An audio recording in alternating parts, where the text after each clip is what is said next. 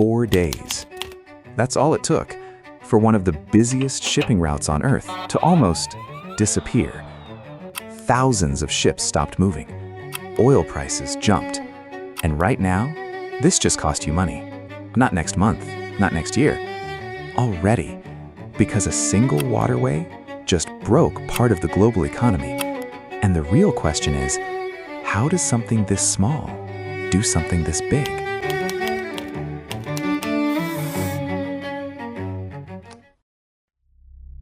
This is the Strait of Hormuz.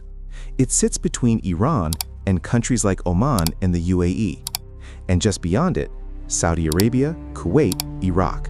Some of the most oil-rich countries on Earth. And all of them depend on this one narrow passage. At its narrowest, it's only about 33 kilometers wide.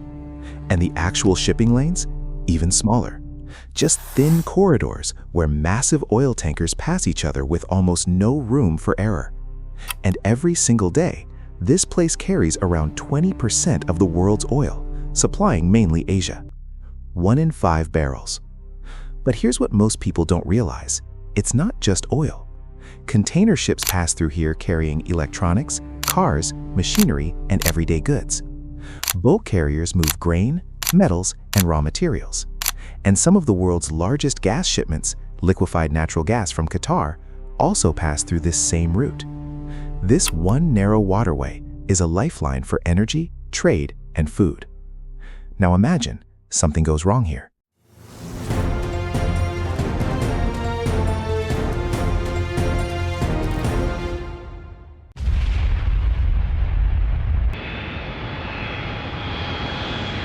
A short time ago, the United States military began major combat operations in Iran. Tonight, we have several breaking stories as we come on the air. What President Trump just said about Iran amid possible U.S. military action.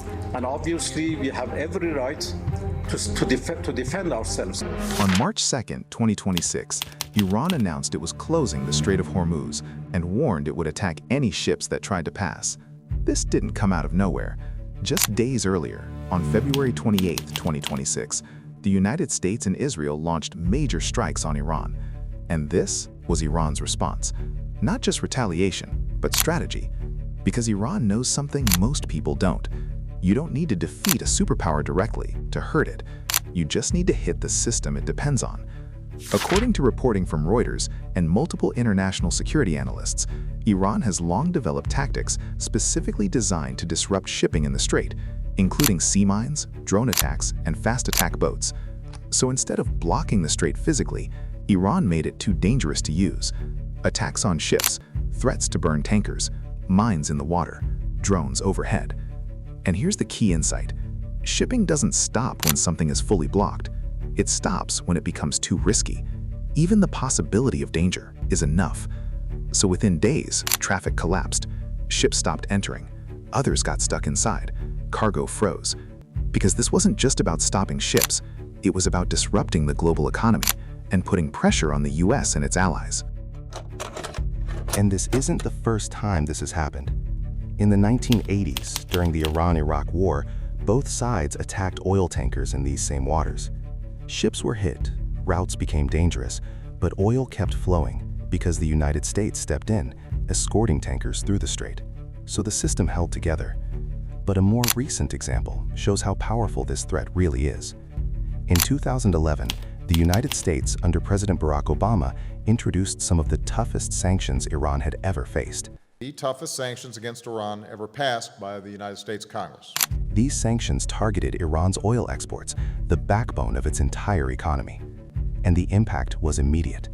Iran's oil exports dropped sharply, losing roughly a quarter of their output within a year.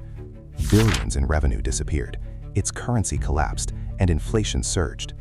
According to reporting from Reuters and international energy agencies, Iran's economy entered a severe downturn, with rising unemployment and rapidly increasing food prices. In some cases, food prices jumped by as much as 40%. And for ordinary people inside Iran, that meant something very simple. Life became more expensive very quickly. Basic goods became harder to afford, savings lost value, and everyday stability started to break down. But Iran didn't just absorb the pressure, it responded. At the height of these sanctions, Iran openly threatened to close the Strait of Hormuz because it understood something critical. If its economy was being squeezed, it could squeeze the global economy back. And the world took that threat seriously. According to estimates cited by the International Monetary Fund, even the risk of disruption in the strait could push global oil prices up by 20 to 30%. And today, we're seeing that same strategy being used again. And this is the part most people underestimate. What you're seeing right now is just the beginning, because the real impact doesn't happen at sea. It happens to you. Because this isn't just about oil. Yes, gas prices are going up, but it's really about everything that depends on it. You might be thinking, this doesn't affect me, but here's the reality. Oil is priced globally, so when supply is disrupted anywhere, prices rise everywhere, including where you live. And it shows up in ways you don't always expect, even something simple, like your favorite snacks. A bag of chips that used to cost $3.50 can quietly jump to $5 when energy and transport costs spike. Because every step of getting that product to you depends on fuel. As energy analysts and reporting from Reuters have consistently shown, even regional disruptions in oil supply can trigger global price spikes within days. And it doesn't stop at gas. Oil powers transportation, production, shipping, food systems. So when it goes up, everything follows. Your Uber to work, your morning coffee, your groceries, your electricity. But then there's another layer.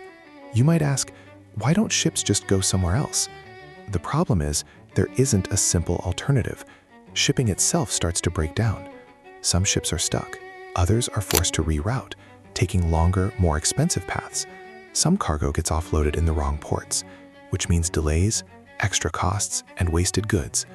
According to shipping and logistics reports cited by Reuters, war risk insurance costs have surged sharply, and freight prices are already rising as companies try to avoid the region. And this is where it really hits. Food. Fresh products spoil during long delays.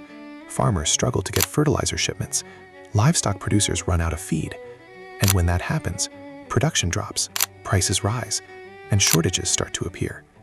This is how a disruption in one narrow waterway turns into a global cost of living crisis. And the longer this continues, the more you'll feel it. And this is the part people don't think about. If one narrow waterway can disrupt oil, food, and global trade, what happens if it stays unstable? Or if another choke point fails next? Because the global economy doesn't run on land. It runs through a few fragile routes that most people never notice until they break. So I want to ask you, do you think this is temporary or the start of something bigger? Let me know in the comments. And if you want to understand how global systems like this actually affect your life, like and subscribe.